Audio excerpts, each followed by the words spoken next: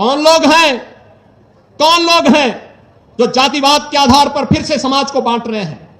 कौन लोग हैं जो अफवाह के आधार पर देश के अंदर विश्वास का संकट खड़ा कर रहे हैं? कौन वे लोग हैं जो लगातार भारत को भारत न बना रहे इसके लिए तमाम प्रकार से दुष्चक्र कर रहे हैं? और याद करेंगे तो ये वही लोग हैं जिन्होंने कहा था कि राम और कृष्ण तो हुए ही नहीं। ये वही लोग हैं जिन्होंने राम मंदिर के आंदोलन में विरोधी पक्ष के साथ जाकर के मिलकर के राम मंदिर का फैसला न हो इसके लिए एड़ी चोटी लगाई थी।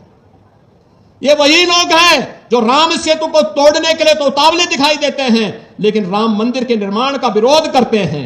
ये वही लोग हैं जिनके द्वारा लगातार देश के अंदर अविश्वास का वातावरण पैदा करने का प्रयास किया जा रहा है और इस अविश्वास के परिणाम स्वरूप ये भारत के संवैधानिक संस्थाओं को भी कटघरे में खड़ा करने का प्रयास कर रहे हैं। भारत के संवैधानिक संस्थाओं को खड़ा करने का मतलब भारत को एक बार फिर से कटघरे में खड़ा करके अविश्वसनीय बना देना। इनको देश की चिंता नहीं, इनको स्वयं के अस्तित्व का संकट इनके सामने है, इसलिए ये देश पर प्रश्न लगाने का प्रयास कर रहे हैं।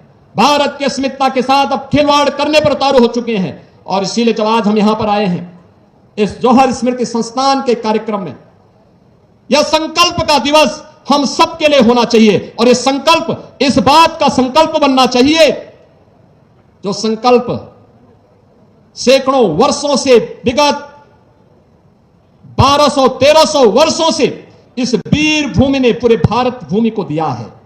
उस संकल्प के साथ जुड़ने का, वीरों और वीरांगनाओं को नमन करने का, उससे एक नई प्रेरणा प्राप्त करने का